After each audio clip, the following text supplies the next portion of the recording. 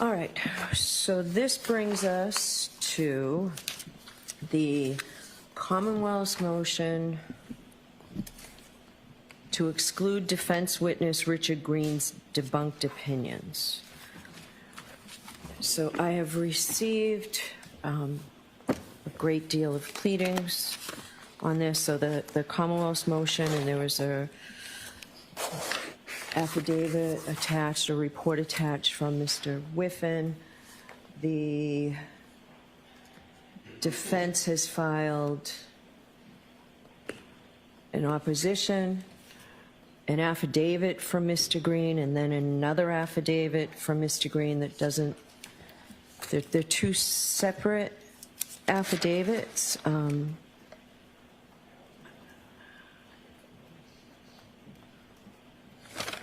And the affidavits are clearly different in substance, so I'm a little, I don't know what you want me to think about that, but why don't we hear the Commonwealth on its motion first?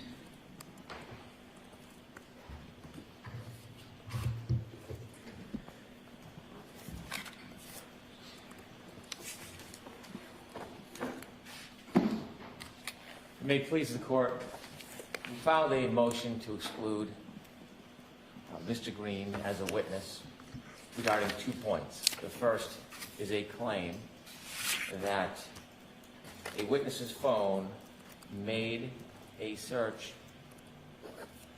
for a phrase to the effect of "how long to die in the cold" at 2:27 a.m. And secondly, to exclude an opinion that there was some type of intentional deletion of that entry. This case, I propose, on behalf of the Commonwealth, is appropriate for a Lanigan hearing. At that Lanigan hearing, I suggest that Mr. Green should testify and answer questions about his affidavit and his opinions that he would like to subject the jury to. In fairness, the government would call an expert as well. If this case, as the court proposed, potentially scheduled for next week, Mr. Whiffen would not be available, but Ms. Hyde would be available, and I would call her as a witness. Mr. Whiffen, if necessary, is available later in the month as a witness. My suggestion is there should be 2 witnesses, Mr. Green and 1 witness from the Commonwealth. The Commonwealth witness will be able to explain the science, the data, forensic science, and methodology. And Mr. Green, I suspect, should be in a position to explain his ultimate opinions because what we see in his affidavit is an absence of methodology. Mr. Green has filed 2 affidavits in this case. They are very similar, but there are very significant changes to those affidavits. And it stands out as very interesting, the changes to the affidavits, when I look at them. On number 3, he changes his characterization of what his profession is. He originally calls himself a forensic technician, and then the updated affidavit cites that he's a computer network technician. Now that is odd because usually a professional knows what they do for a profession. Simple explanation of what he does stands out. Also stands out when using technical terms. They either were wrong or changed from the first affidavit to the second affidavit. For example, number 9, he talks about the download as a full file system extraction, then changed to an Apple iOS full file system. My point is that when you look, this isn't simply misspellings or poor grammar. There are terms of art that are wrong between the affidavits or changed. When you're using the terminology of an item that is a forensic tool, such as gray key, it is spelled wrong throughout the affidavit. And so it seems to me that Mr. Green's affidavit had some assistance in building it. And the tone of the affidavit supports that thought. When we look at Mr. Green's affidavit, it is not that of a forensic examiner, it's that of an advocate for the defense. When we look at his affidavit, there is quite a bit of advocacy, and insinuations, and surmise, and conjecture, and claims that have no factual basis. But there is little on methodology. In ways, it is a very dangerous affidavit to simply make assaultive comments that a user did something, purposely deleted a very important phrase, how long to die in the cold, without any forensic data or evaluation or validation. Similarly, when we look at his affidavit, it is replete with accusations suggesting but never proving, never providing fact, that there was some type of manipulation or tampering with evidence. Now, this is not the role of a forensic examiner unless there is proof, in fact, that happened. But when we look through his entire affidavit, we don't see any attachment of raw data, or we don't see an updated report. We don't see any viable information that in any way supports his speculative accusations. And so the defense, without having an opportunity for Mr. Green prior to trial, stand behind these statements under oath, would like him simply to come before the jury, make these salacious comments, and then leave it to the government to knock it down. And that might be a common viewing the transcripts of this case, but the Commonwealth does not intend to simply let evidence come in that's not qualified, that's not factually sound, and then go knock down glass houses. That is not the approach the government is going to take to this case. Mr. Green is going to testify. He should have a report that is factually based with methodology supporting these claims, these narratives that he's proposing. Considering testing in this case, there are certain tools that are used. The defense wants to propose that there is some type of race that Mr. Green looked at or used more tools than a Commonwealth expert. The tool is simply software. A good analogy is that of an X-ray. Anybody can take an X-ray, but it takes an expert then to interpret the X-ray, to interpret the data. In this case, Mr. Green, in his affidavit, proposes that because he used a number of tools, because he has a number of X-rays, that somehow there's significance to it. But what it lacks is a forensic analysis of that information. And it is clear in his affidavit that it lacks that. He cites two opinions. His first opinion is based on Cellbrite processing and Axiom processing. I'm not going to go through all the little details that we dispute or go through a technical assault on each point, although that the overall idea of this evidence is why this should be subject to a Lanigan hearing and why we are willing to call our own expert as well, so that the record is clear and the science and data is clear. Instead of doing validation or testing, relying on Cellbrite, what Mr. Green has done in section number 13 of his affidavit is step aside from methodology, and instead he cites that he called Cellbrite technical service. Now, this is the forensic examiner who is supposed to go through the process, and yet he defers it to technical support of Cellbrite. Technical support in Cellbrite he relies on to say that this artifact where this search is stored is appropriate. And he remains standing on that foundation as why somehow there's some validation that this search occurred at 227. But then when he learns that Cellbrite, after actually doing analysis and study and updates and engage in methodology and review, determined that the way that was assessed is unreliable and the program has been updated, which no longer shows the 227 search at 227, and I'll explain why for good reason, and I'm sure the court has heard this before. Mr. Green then denounces the very source that he relies on. And so on one hand he's saying, I relied on technical assistance of Cellbrite, but then when they told me what I didn't like, I can ignore that part. He then defers to Axiom. Axiom, the defense touts, is a separate source that reinforces the same point when clearly it doesn't. You can see in number 14 of Mr. Green's affidavit, he talks about the fact he uses these different programs because he wants to view data. And that gets back to the X-ray analogy. He is viewing data from many different programs that say the same thing, but he never goes on to analyze it. What is troublesome about his affidavit in section 14 is he attempts to use resource material to convince this court that rather than methodology, these summary statements are something that the court should rely on. And so what he does is he takes an excerpt, page 7 of his affidavit, number 14, and he says that the Axiom user manual describing the artifact as follows, that the artifact is in Safari suspended state tabs, and then it has a last interaction date time, and the date and time of the current tab state when it was last interacted with on the local device. And so he's taking a piece of the manual, they don't introduce the manual, and he tries to use that to buttress that this search happened at 227. What you're not offered is that in the Axiom notes, in their artifact reference guide for the description of Safari suspended state tabs, which he's referring to, and this is the death knell, really, for the analogy that the defense tries to make. The Safari suspended tabs contains the current state of each browser tab in Safari that is currently open on the local device.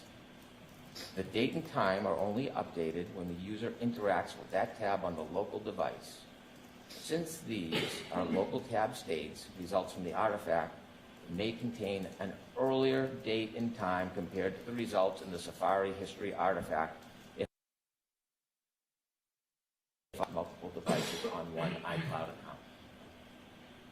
And so, by Axiom itself, it makes clear that an artifact in a tab can reflect a time that is much earlier than the actual search. And this has been presented to the court, and we've provided the trial transcripts of Ms. Hyde and Mr. Whiffen. When a tab is open, many tabs can be open, it is open at a particular time. And if that tab is reused, the original time will imprint. And so, certainly Mr. Green knows of the Commonwealth's argument. He knows of the opinions by Mr. Whiffen and Ms. Hyde, because he takes shots at them or makes mention of them in his report, and yet he does nothing as far as validation to consider the arguments and dispel them. He does nothing in his affidavit to address the methodology.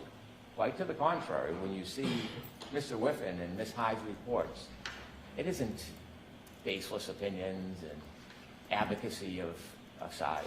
When you look at their reports, it is replete with methodology, fact-based, information-based, the study of the particular device at hand.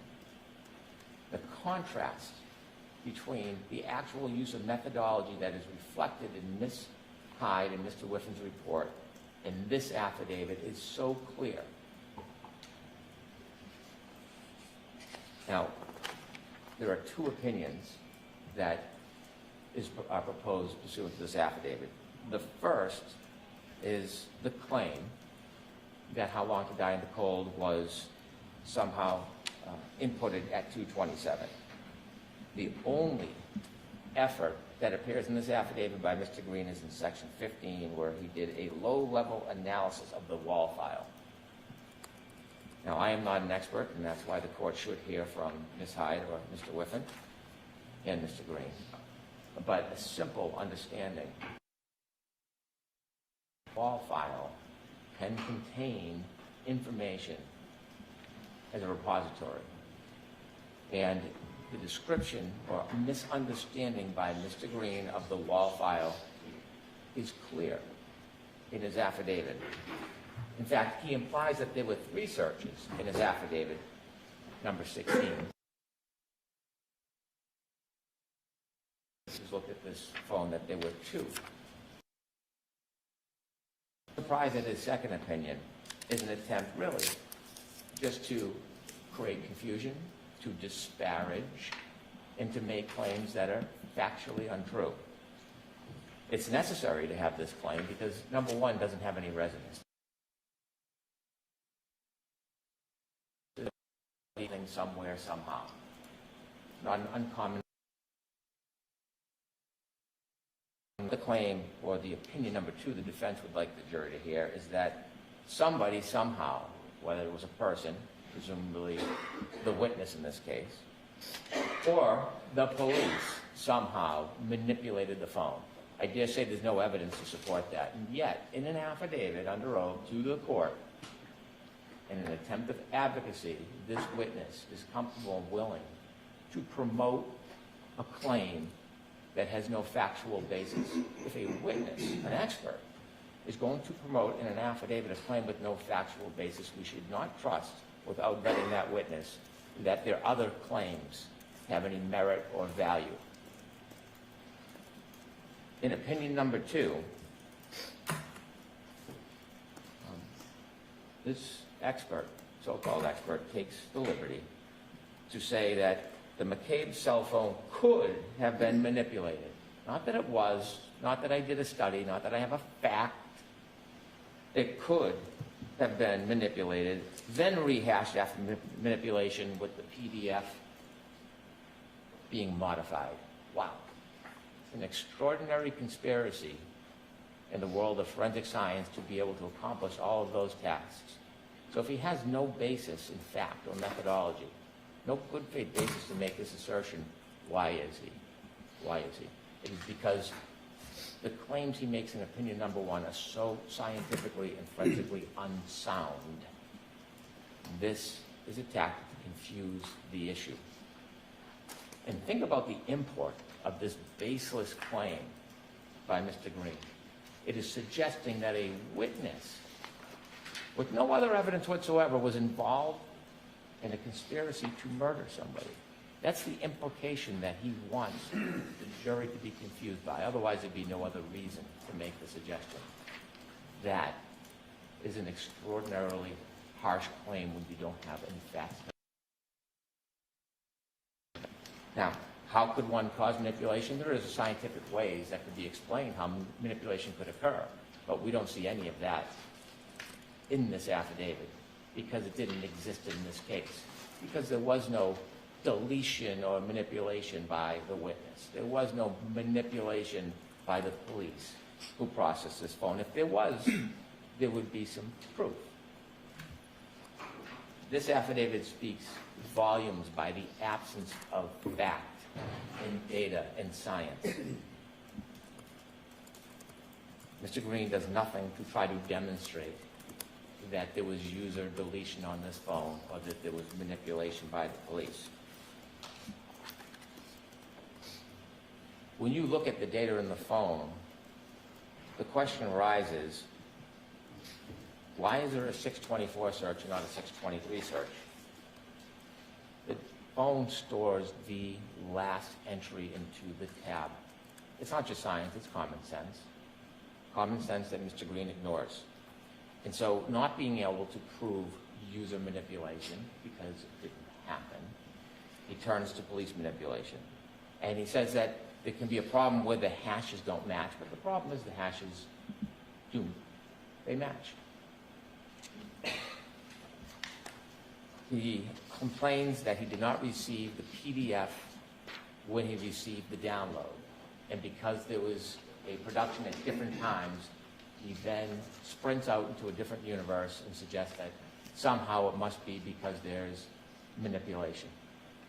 And again, doesn't prove it. There's actually ways that a real forensic examiner can look at the PDF, the gray key file, and the phone and determine whether manipulation occurred. There's a program called XMP and another one called Magic. The Commonwealth's expert witnesses went through that process. No manipulation. But Mr. Green doesn't even go through the process to disprove his own theories. If he used methodology, he could simply dispel his own claims. It's either he doesn't understand the forensic technology to do that, or he chooses not to do it so he can just posit hand grenades throughout the case and let them resonate wherever they fall. In an attempt to create some doubt or uncertainty or merit some conspiracy, he lists a number of what he calls anomalies, which are really not anomalies at all. I could go through each one of them. I could give a difference of opinion. I could show that Mr. Green's anomalies have no basis in fact, but suffice to say, I think this should be done by qualified experts, and that's why there should be a Lanigan hearing.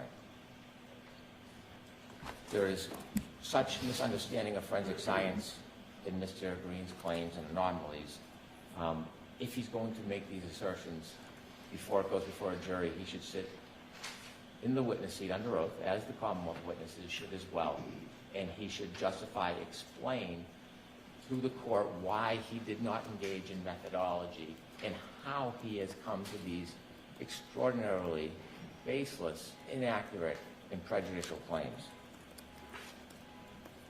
The Commonwealth has to, the court rather, has to look at Lanigan and whether or not a hearing is appropriate in this case. When we look at the different non-binding factors of Lanigan, we look at number one, whether it has been generally accepted in the scientific community. The software has been generally accepted in the scientific community. So hasn't the effort of a forensic examiner, the expertise. And the defense complains in their motion the Commonwealth has not properly addressed the methodology of Mr. Green. Well, the reason why is Mr. Green does not provide any methodology. So this is the way to address the methodology. Number two, the opinions have been or can be subjected to testing. Well, we see Ms. Hyde and Mr. Whiffin's report directly contradict the assertions, the unsupported assertions of Mr. Green. There is no testing that his opinions have been subjected to. There is no peer review. There is no other alternative support for his opinions. They're just broad, baseless claims. Number three, has been subjected to peer review and publication. Certainly the science, the forensic science has, the software has, but the interpretation and Mr. Green's interpretations, it hasn't been subjected to anything. In fact, it changes. Has an unacceptably high known or potential rate of error. Well, if we see and read Ms. Hyde and it's just a high level of error, it's gross error, it's total error, it's wrong, and is governed by recognized standards.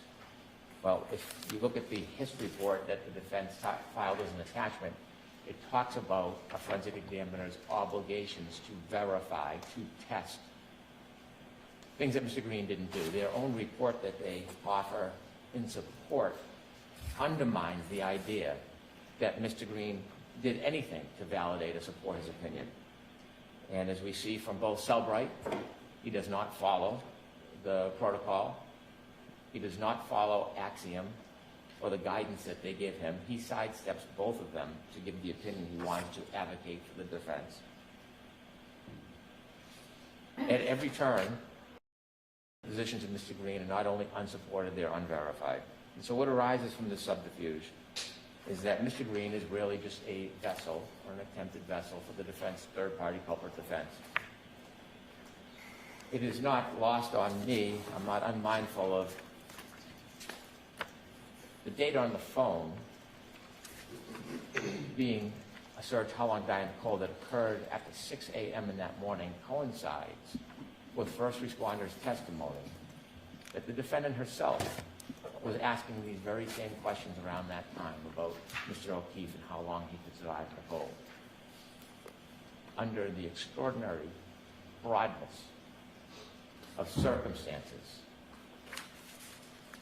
and the depth of the amount of witnesses and information in this case, it is hard to think that that just happened by happenstance, that there is a inquiry, something forming in the mind of the accused is then shared with the witness, Ms. McCabe, and in response, she makes the search, which is entirely supported by all the credible forensic evidence. If Mr. Green is going to be a witness in front of the jury, in light of the fact that he has no methodology and he's wrong on the science, in addition to the fact that he wants to now appear as advocate for the defense and accuse everybody and anybody without articulating who, just anybody other than the defense, he should have to stand behind those claims under oath. And so I'm asking for a Lanigan hearing.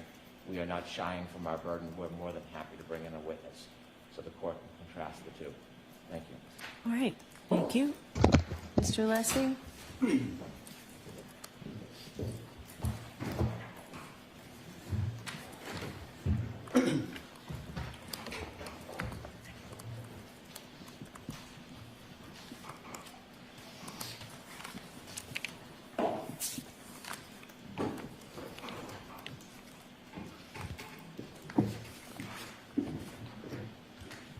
May it please the court. Mr. Green is eminently qualified to provide testimony in this case with regard to the subject matter that has been challenged by the prosecution in this case, and that is with regards to the search Hos Long to die in the cold that occurred at 2:27:40 a.m. on January 29, 2022.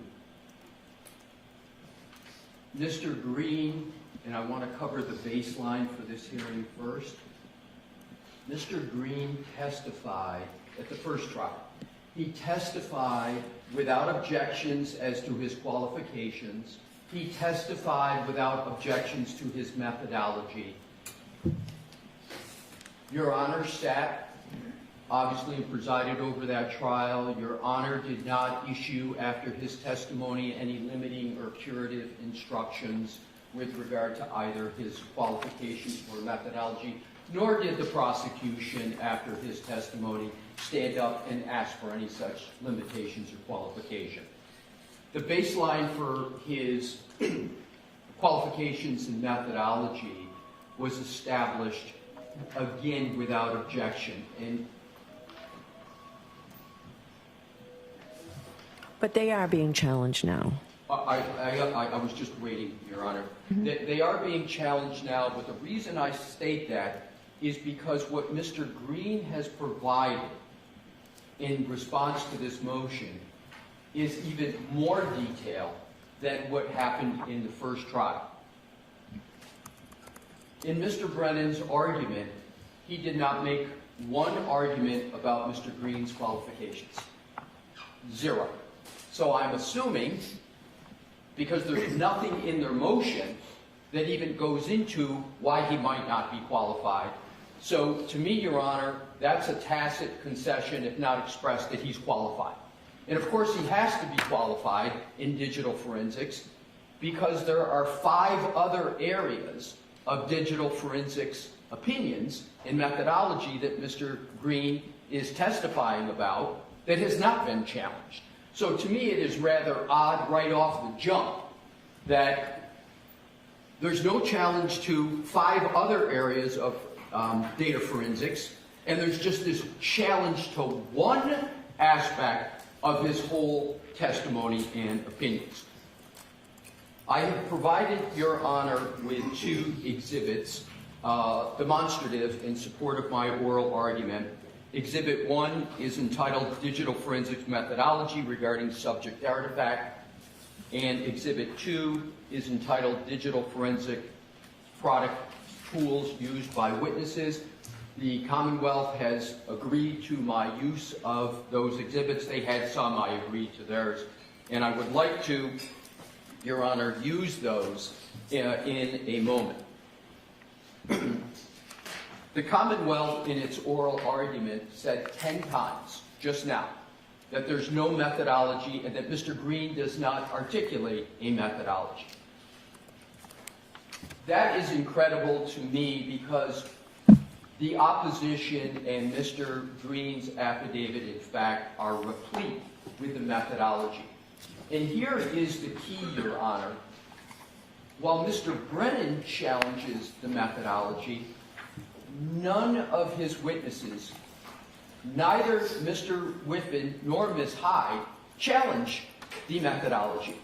As a matter of fact, in their 2 reports, neither of them even describe Mr. Green's methodology, nor do they challenge it. And of course they can't, because it's the same exact methodology that they use. And that's what I would like to go to now.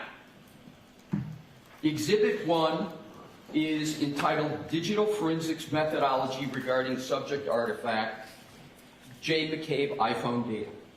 And I prepared this. This is just what's in our opposition. It's in Mr. Green's affidavit, but it summarizes what the methodology is that we're talking about here. What is that methodology? Step 1, you receive, and this is to answer the question about what is the proper interpretation of the artifact in question that everybody agrees is the artifact. Step 1, receive a full file system image of extracted data from the Commonwealth. For example, the defense received it on a USB thumb drive. That's undisputed. If you look at the reports of Ms. Hyde, you look at the reports of Mr. Whiffen, they all say they received a full file system image of extracted data. So step 1 in the methodology that everybody agrees to, everybody agrees that occurred. Number 2, verify hash signature value of image file of data received. This is very important because hash values with regard to forensic data is extraordinarily important for it to be proper because it's the signature, the fingerprint, that allows data forensic examiners to be sure that the data that they're giving is sacrosanct. It is not possible for manipulation. The Commonwealth just said that Mr. Green has hurled several accusations without a basis, one of which regards the potential for manipulation of data. And it's remarkable that there is even an issue about this dispute. Mr. Green did put in his affidavit an unprecedented situation, and it is this. Mr. Garino, Trooper Garino, in his April 2023 report, which is an exhibit to our opposition, states that when he got the phone of Ms. McCabe, he used Celebrite UFED, a tool of Celebrite, to image the phone. And that's all he sent to the defense in the beginning. Why is that unusual? Because what happens in every case, without exception, is that the law enforcement sends the raw image, original data that has the hash signature on it. And the hash signature is an algorithm that produces, they call it, in this case, SHA-256. What it is it's a stamp of reliability that says, as soon as we got this data, we immediately processed it the proper way and put a hash signature so that there can be no contest. What the Commonwealth fails to tell the court, Your Honor, is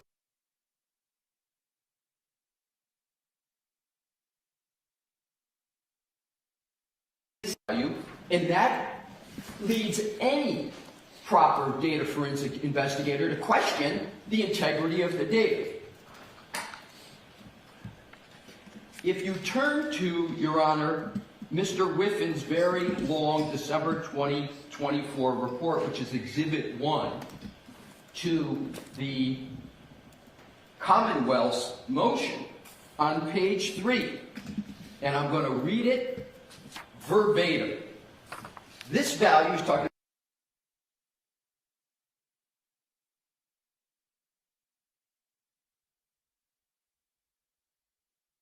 about. Here's the key point. However, this requires authentication of the original hash value, which is not possible with gray key extractions, as the PDF containing the extraction hash value is unsigned. Therefore, this hash value could be used as a suggestion of authentication.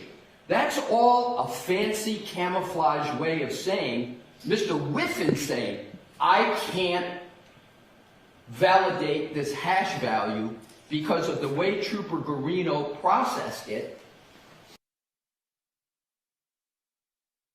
Do it, Mr. Garino, Trooper Garino, the right way when he got it. And why is this of concern? Add to this point that's conceding that the hash value in this data cannot be validated. How did the defense get this? When Mr. Garino used the Celebrite UFED reader, all he turned over in the beginning was the UFED reader report. He didn't turn over the data, the full. So Mr. Green had to ask for the data.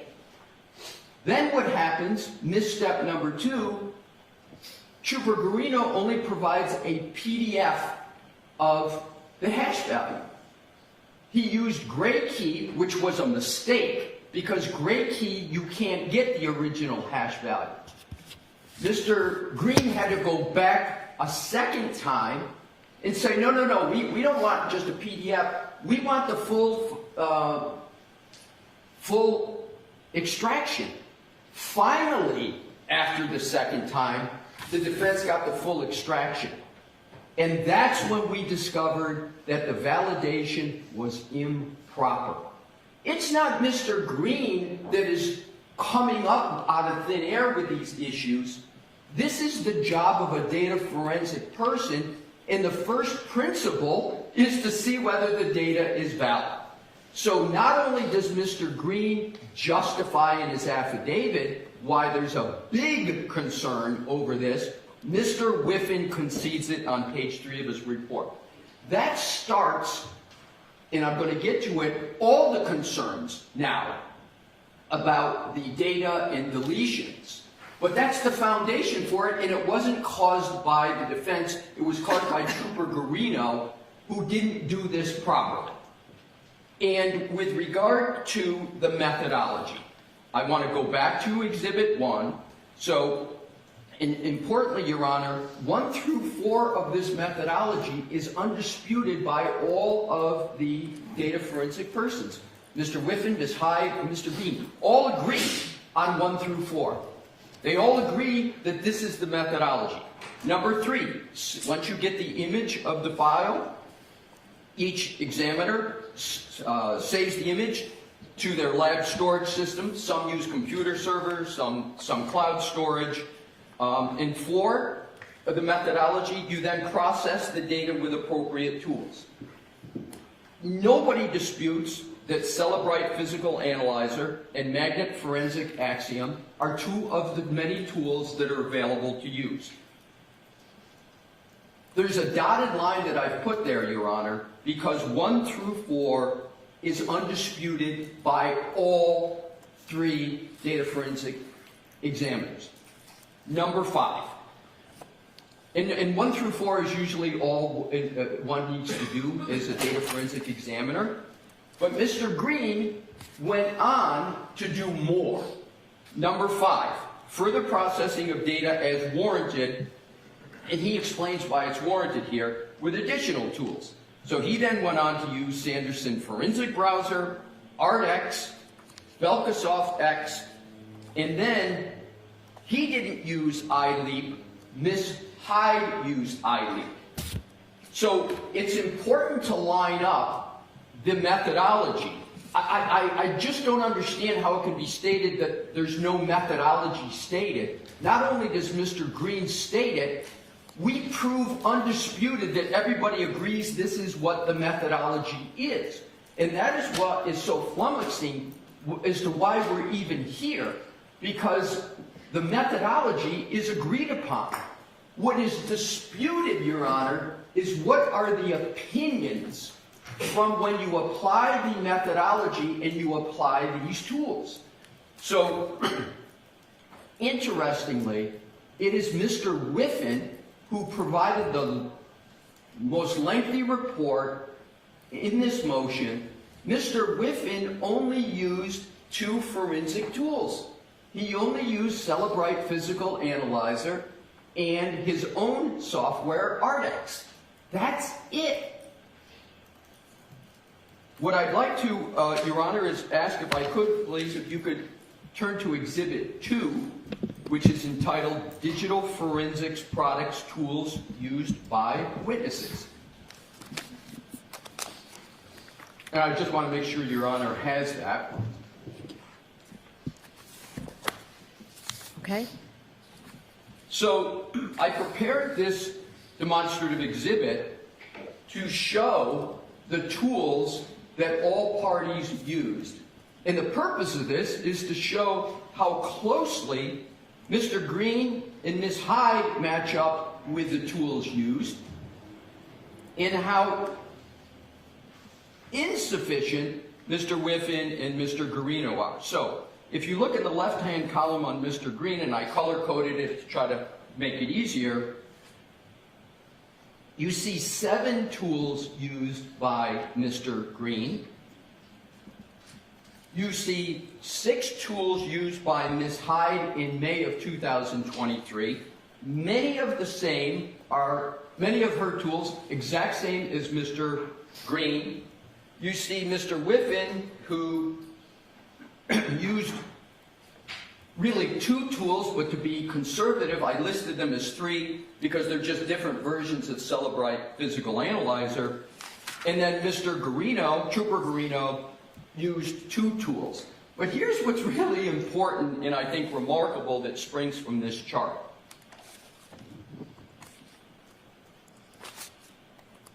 Mr. Green did more, had a more encompassing and comprehensive review than any of the witnesses here. And back to Exhibit 1, he did 2 more steps in his methodology than everyone else. So 1 through 5 of the methodology, everybody did. 6 is analyze overall user activity, artifacts of interest, timelines of interest, and anomalies such as deleted data. 7, reporting as appropriate pertinent artifacts, other artifacts. For this motion, Mr. Green did 6 and 7, and no other witness did that. The issue in this case as to whose interpretation is correct is an opinion issue. It is not a methodology issue. And Mr. Green makes that very, very clear in his affidavit that the difference is in opinions. Interestingly, on the very key subject of whether the artifact and the interpretation of it is a difference in methodology, a difference in application of methodology, or an opinion, which is not the subject of a Dalbert Lanigan hearing. Opinions are not. Here's what Mr. Whiffen had to say about the issue. This is Exhibit 2 to our opposition. It's the June 17, 2024 testimony of Mr. Whiffen, page 1-10, starting on lines 14, the question. And what, if anything, did you find with regard to the web history artifacts? Answer, and this is Mr. Whiffen. So the 2/27/40 timestamp was correct insofar as that is the time that is shown within the database. It was indeed a deleted record. But the interesting thing was why the timestamp said 2/27/40. And I did some testing on this and discovered the reason why 2/27/40 was actually listed in the database, even though that's not the time. Here's the key. In my opinion, that the search was conducted.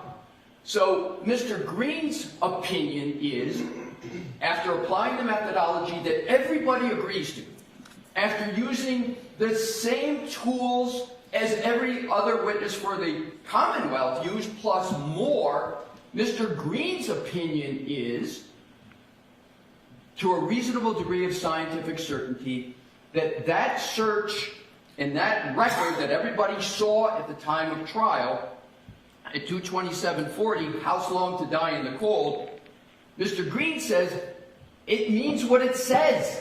The search occurred at that time. Now, the Commonwealth, in its recent reports, and they did this also at trial, they said, yeah, we see it, it's in there. Ms. Hyde said, I see it. It's not only in there in Celebrite Physical Analyzer.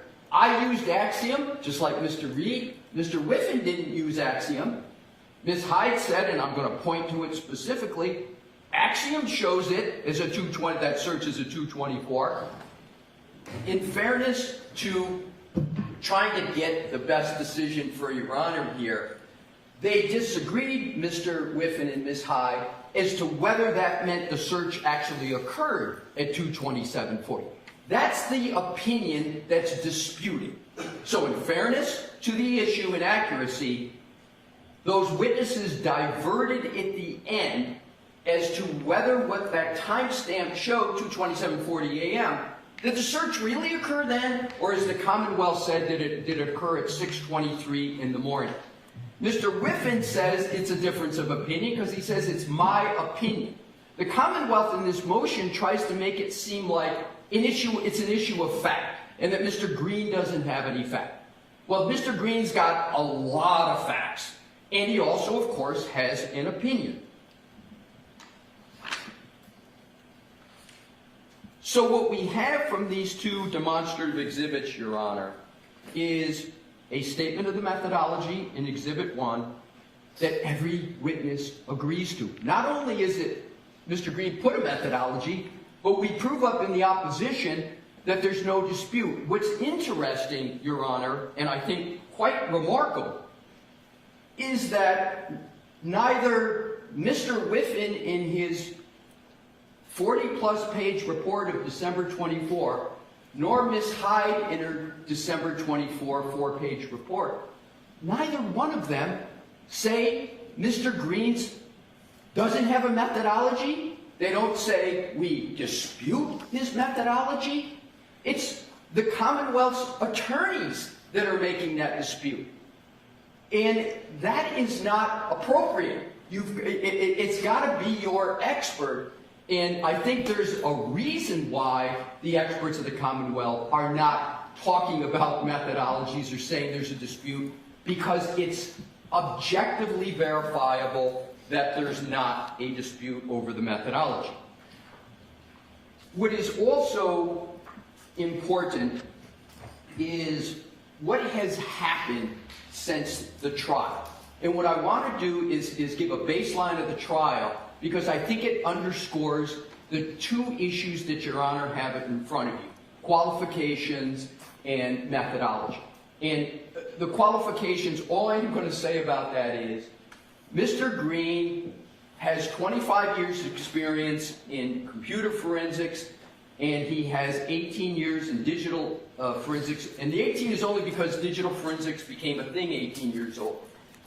There can be no dispute, and I think that's why the Commonwealth didn't really say anything about it, is because if you lay down Mr. Green's experience next to Mr. Whiffen, Mr. Green testified 23 times as a qualified digital forensic expert in 7 different states. Mr. Whiffen, he's testified in 2 states, one of which was here, and he does not have anywhere near the years of experience. Here's another very important point: certifications. Mr. Green lists 3 certifications.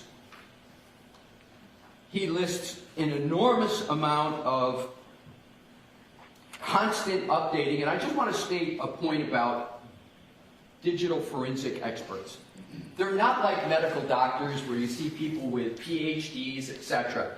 These are folks that keep updated because the computers change so much, so that's why you see such a great listing of Mr. Green in terms of his training in certificates, etc. However, if you compare Mr. Whiffen's qualifications to Mr. Green, and I'm again going to use Mr. Whiffen's own words with regard to his qualifications on his June 7th, this is again Exhibit 2 to our opposition, his June 17th trial testimony, page 1-6. Question, and this is a question from Mr. Lau. Now, with regard to your education in this area, what, if any, certifications do you have? Answer, no specific certifications. I've done the Celebrite coursework since joining Celebrite, but other than the 3-week course in Ottawa, and then again the 2-week course in Ottawa, those are police training things when he's a policeman. I don't have the SANS training or any of that kind of training certifications. Now, I am not here today to challenge Mr. Whiffen's qualifications. But how could it possibly be asserted that Mr. Green's not qualified if these are the qualifications of Mr. Whiffen? With regard to what has changed since the first trial, and I think this is incredibly important with regard to the methodology inquiry of Your Honor. I went through on Exhibit 1 the methodology that everybody agrees to, but the court doesn't have to take my word for it on this demonstrative exhibit because Ms. Hyde gives the best explication of the methodology that Mr. Green used because she used the same one before trial and at trial, but she's now narrowed it for purposes of a report, and I'm going to state and show exactly how. So Exhibit 4 to our opposition, Your Honor, is the May 2023 Digital Forensics Analysis Report of Jessica Hyde. And in that report, on page 3, she talks about, under forensic analysis, that she used, it's the exact same methodology. What are you, I thought you said Exhibit 4. Exhibit 4 is a transcript. It's a transcript of Ms. Hyde, but it's not a report. Okay, my fault, we have different numbering, but I'll go to the transcript. I'm going to go to the transcript with regard to it. So I'm happy to look at the report if that's what you're referencing. I'm but going where to do I go to the find report it? next, but if Your Honor's already at the, I can do it either way. If Your Honor is at the transcript, I'll go to the transcript right now. This is the June 14th transcript, Your Honor, of Jessica Hyde. Yes. Thank you. So, we're just, and please keep in mind that in Mr. Hyde's 2024 report, that Mr. Whiffen's report that is now before you, Mr. Whiffen only used, in his analysis now, Celebrite Physical Analyzer and Ardex, his own tool. He only used 2 tools. Ms. Hyde, in her 2024 report, which I will get to, is now down to just using 1 tool, Celebrite Physical Analyzer, because she states that's the only one I was asked to look at. So the Commonwealth went and narrowed the request of Ms. Hyde to just Celebrite Physical Analyzer. And what is going on here? It's very obvious. The Commonwealth is ignoring, in its 2024 December reports, all the other tools. Even though those tools show this timestamp of 2/27/40 still, at that time, they now just ignore it and go to the Celebrite Physical Analyzer. That it's undisputed that Celebrite went back and changed it in the middle of the first trial with regard to one physical analyzer program. And then after the trial, the other physical analyzer program, they went and changed that and took it off. But in contrast, Axiom, that Ms. Hyde used before, still shows the timestamp. It's undisputed that that's the case. And it's undisputed, because they don't contest it, that Mr. Green went and looked at it in Belkasoft, Sanderson. He did a manual, he did a low-level analysis, and in every one of those tools, the timestamp still occurs. So now back to the transcript. Your Honor, I am looking at, the question of, and this is, again, a significant point, is it better to use more tools? It's common sense. That's what Mr. Green says. That's what Ms. Hyde did the first time, but now all of a sudden she's down to just 1 tool that unilaterally removed the timestamp. So here is the page of the transcript of what Ms. Hyde had to say. Page 1-13, Your Honor. Okay. Line 4. Question, again, of Mr. Lally. Now, with reference to the tools that you use that you just went through, are those fairly common tools? Are those tools that are commonly used within your industry? Answer, yes. And what are those tools that she talks about above? Starts on page 1-2. Celebrite Physical Analyzer. Magnet Axiom. Artex. iLeap, and I later used Sanderson Forensic SQLite. Those are 4 of the tools that Mr. Green used, and he used more. So her answer is, now with reference to the tools, are those tools that are commonly used within your industry? Answer, yes. They are commonly used digital forensic tools that are very standard for other forensic examiners to use on mobile exploitation. It gets better for the defense. Next question, line 15.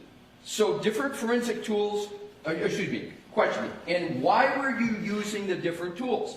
So different forensic tools have different capabilities and look at data a little bit differently. Skip down.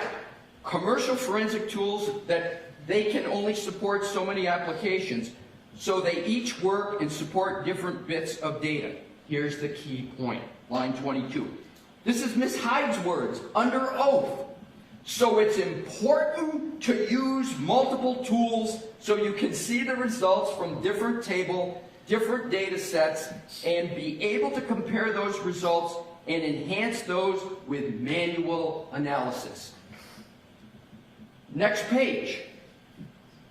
Question. And with respect to, and this will be the last question and answer, and with respect to using those sort of different variety of tools, Cellebrite, to Axioms, to Artex, etc., is that something you typically do as far as your normal process of documenting a forensic analysis?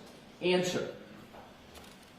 Yeah, that is very, very typical for me to process with multiple tools to ensure that I'm getting the most complete interpretations from forensic tools. Of course, you go beyond that with your analysis, but it's absolutely pertinent. And down below, he asked, can you explain the interplay of these tools in analysis? And her answer is strikingly the same as Mr. Green in his affidavit and in our opposition. Her answer, the Sanderson's tool, which Mr. Green and Ms. Hyde used, but Mr. Whiffen didn't, is meant to look at specific type of data structures called the SQLite database. SQLite databases are very nuanced, and this particular tool allows you to take that database and explore it at a deeper level than the other forensic tools allow. Mr. Whiffen didn't use the Sanderson tool. So here we have Ms. Hyde, and in her report of 5/23/2024, her first report, and I'm going to get to her report here, she basically goes through and documents this methodology, and she documents the use of those tools. And she also documents that she saw the Hos Long to die timestamp 22740 in every single tool that she used. Where she diverted from Mr. Green was her opinion as to whether that timestamp meant the search occurred at that time or did it occur sometime later. That's an opinion issue again, and Mr. Whiffen agrees in its opinion issue in that regard. So now let's come to where we are for this motion and what was submitted by the Commonwealth. And I want to first go to the report of Ms. Hyde now.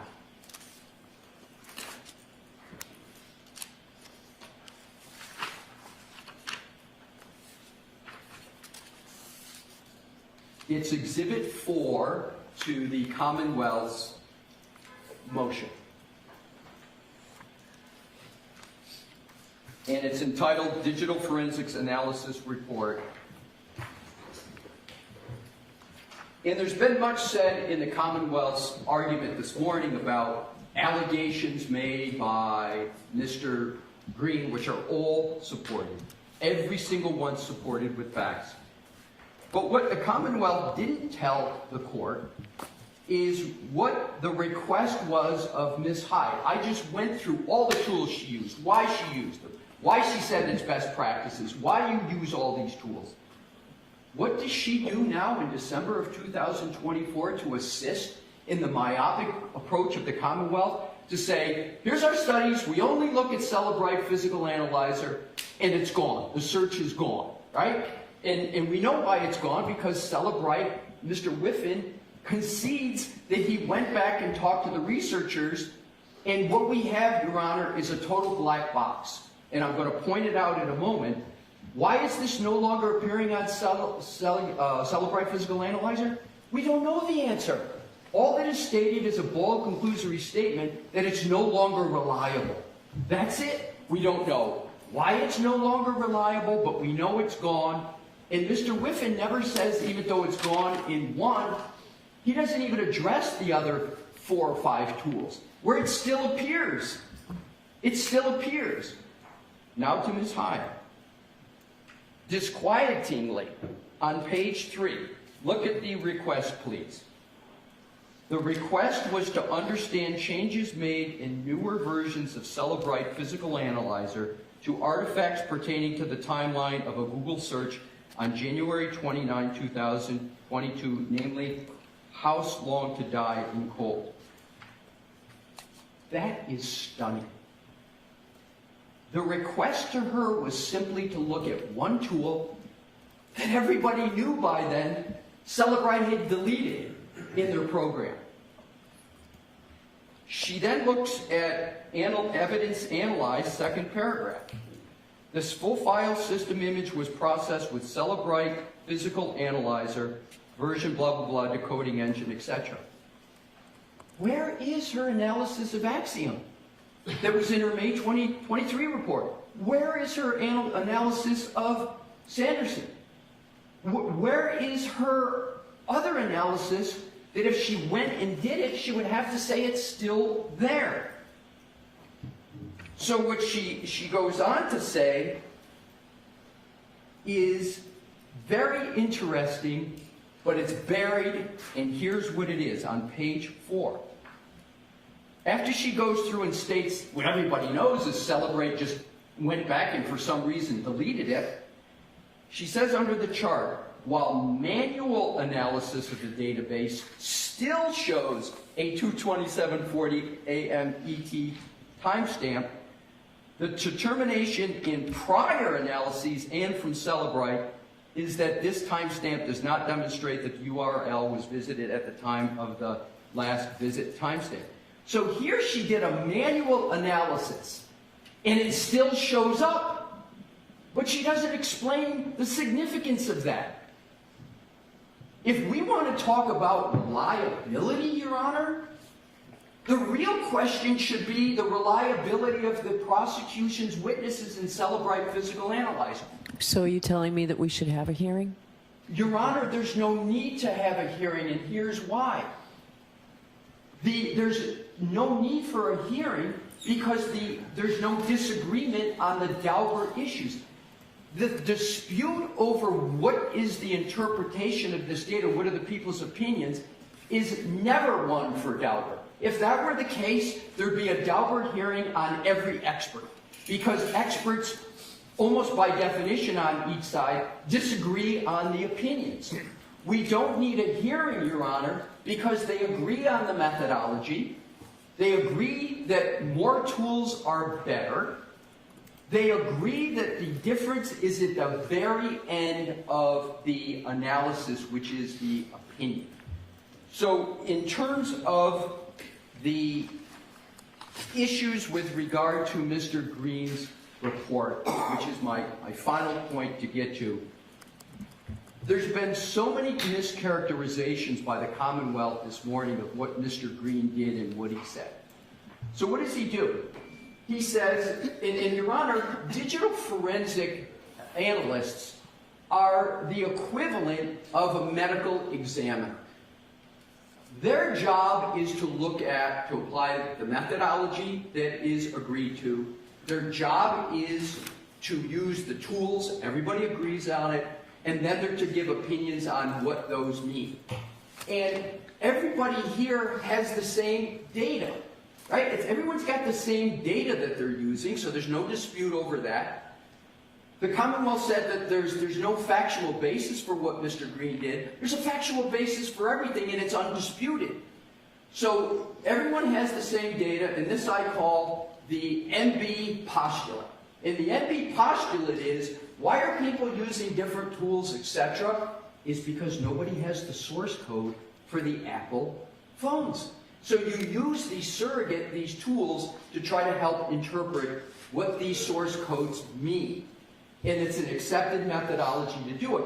But the data once it's produced, and we have an issue about what happened before it got produced, but in terms of the methodology that was applied here in the tools, there is no disagreement. So what, Your Honor, would an evidentiary hearing do? We're just going to come in and have witnesses talk about their difference of opinion? That's not what a Daubert is for. There's no basis for an evidentiary hearing because there's no dispute over the methodology. I've done a lot of Daubert hearings. I've never even gotten past a motion, let alone an evidentiary hearing, where the experts don't disagree on the methodology. So what is it that caused Mr. Green to raise questions? And again, I said data forensic examiners are just like the medical examiners. They don't look at just the body of the medical examiner. They look at circumstances surrounding it and all information. Well, that's what digital forensic examiners do, and that's what Mr. Green did. So there was great criticism of Mr. Green from doing what is proper for a digital forensic person. And it's a bit of a camouflage, respectfully, because the December 2024 reports of the Commonwealth now myopically go down to just one tool. So what did Mr. Green say that caused him to say, I think it strongly suggests that there's been manipulation here? He used the fact that there's no hash value for the data. That's conceded. And when there's an issue over hash value, every single digital forensic expert is going to raise concerns about the validity of the data. And Mr. Whiffen is one of them who did that. Secondly, what Mr. Green pointed out on the issue of was this search deleted, there were 4,056 searches on the phone of Miss McCabe.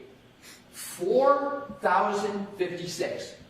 There was one deletion out of 4,056, and guess which one it was? Hos Long to die in the cold. There are no odds that that can happen randomly, that one search out of 4,056 is deleted. So what does Mr. Green say?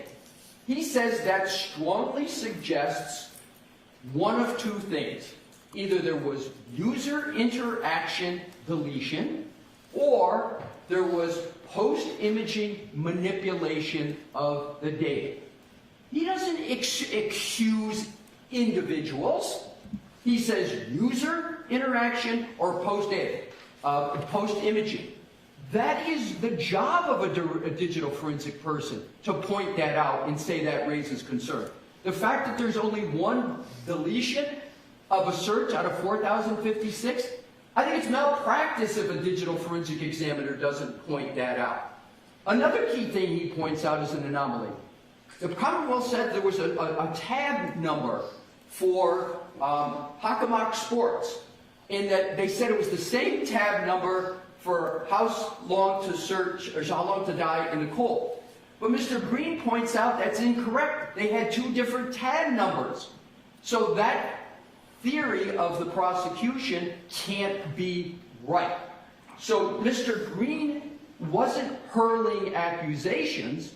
He was doing what data forensic examiners do, is pointing out all these anomalies. These aren't things you normally see, and they're not explainable. Here's the last point I'll make, which there's also agreement. There's this deletion of this one search. Mr. Whiffen can't explain why. He says, well, maybe it was a spontaneous deletion. There's no such thing in data forensics as spontaneous, and he doesn't cite any. Maybe it's because the search didn't load. Maybe it's because there was bad connectivity at where this search occurred. Well, that's interesting, because a harder thing to load, the image that came up with food, did load. So you got to have stronger connectivity to get an image that dense. So what Mr. Green simply points out is that doesn't make any sense either. That is the essence of Mr. Green's affidavit. And Your Honor, just to be clear, when we sent in the second affidavit of Mr. Green, we put in the cover, and Your Honor may not have gotten this, that it was to replace the first affidavit because there were some typos, et cetera, et cetera. So you'll see two dates of the affidavits, and it's the later date, and I'm going to give you the specific one that controls. No, I have both. Okay, but right, yeah. The second one on the body of it does not say it's a supplemental or anything. If it was in the cover letter, that's what, they're both docketed, so they'll both remain I was just docketed. going to say, we wanted to have them both there for whatever purpose Your Honor wanted, but there's been some question about why two, and it's a simple explanation, one supersedes the other. So, Your Honor, in terms of, and this will be the concluding part of my remarks, in terms of the allegation that Mr. Green relies upon technical support at Axiom, and he relies upon technical support of Axiom, and the statement that is just remarkable, that that's the basis for his expertise. Mr. Green makes very clear that he did his own analysis, he used the tools himself, but here's why he called Celebrite. At the time of trial, Celebrite had two versions of physical analyzer on the market at the same time. One physical analyzer set showed the 22740 timestamp. It showed it, and it showed it in a deleted state. But the recent one, the one that Celebrite updated 1 week before trial, didn't have it. So that was the Insights, spelled oddly, INSYETES. That didn't have it. So Mr. Green did what any good digital forensic person would do. He called up support and said, well, you know, what's going on here? You got one that shows it, you got one that doesn't. But he did what the NIST standards, the National Institute of Standards, and that's attached to Mr. Green's affidavit, says that good digital examiners use multiple tools, and when they have questions or they see anomalies, you call up the program people. You talk to their technical support. That's not someone inexperienced and relying upon them. That is the proper methodology. So Mr. Green did that to corroborate and get explanation for what he found. So in sum, Your Honor, here is what is before the court and what is pertinent for this motion. What is pertinent is the inquiry under Polk, which Your Honor cited in your decision on Dr. Russell. It comes down to, is Mr. Green qualified? There's not even a contest. Second, is his methodology reliable? And Your Honor, those are the only two subjects that are ever proper for a Daubert hearing. Why would we have what will be a very long hearing? Now Mr. Brennan suggests bringing in Mr. Whiffen. I've never heard of that happening in a Daubert hearing, where one party challenges the witness of the other, and then says, and oh, by the way, I want to bring in my witness to show. That never happens in Daubert. It's the person who... I wouldn't say never. Well, let me take that back. Good point. I won't say never. It is so unusual to have that happen under these circumstances. And this is the key, Your Honor. Why would we have a hearing about whether his methodology is proper and reliable if all of the witnesses agree what the methodology is? So, Your Honor, in conclusion, I would urge the court to deny the motion of the Commonwealth to exclude Mr. Green on one of 6 data forensic issues. He's going to be testifying, obviously, at this trial, and I would urge Your Honor to not have the evidentiary hearing because Your Honor has before you everything Your Honor needs to perform the gatekeeping function. And again, it's almost all undisputed with exception of one thing, and that's the opinions of the expert, which is never proper. I will respectfully state that never is appropriate for a Daubert hearing. Thank you, Your Honor. Okay. Any follow-up, Mr. Brennan? I do.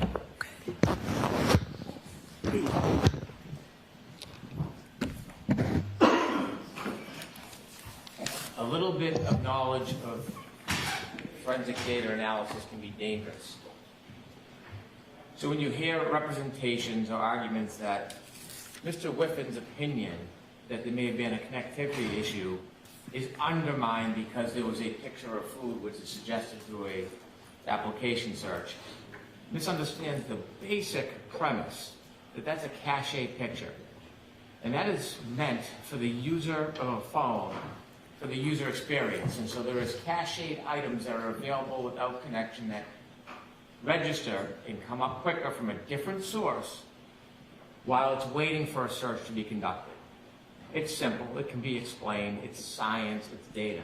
So when you take a little bit of data and you twist it because you misunderstand it or you want to advocate, that is the danger, and that's why it's best left to experts.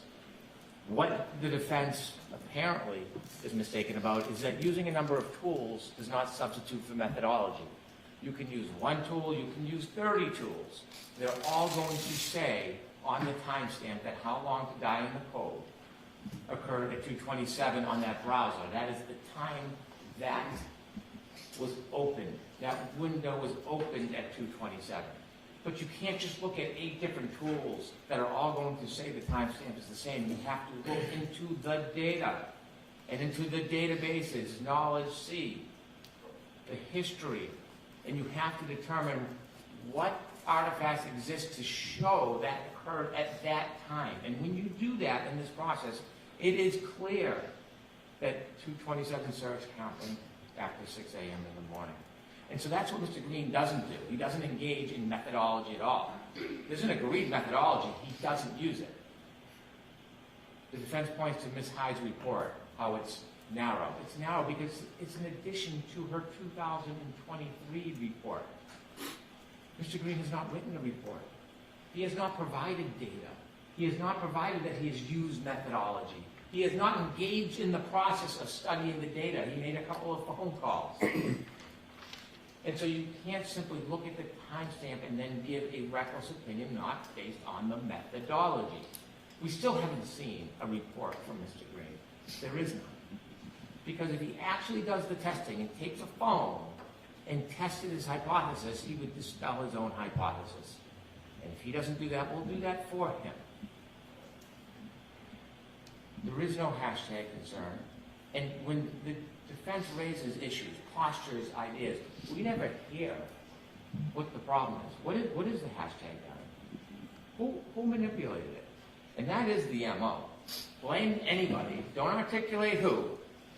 Be like a ghost, evasive as possible, and then when it gets knocked down, just posit a new theory. The government offers to bring in Jessica Hyde next week or Ian Whiffen at another time.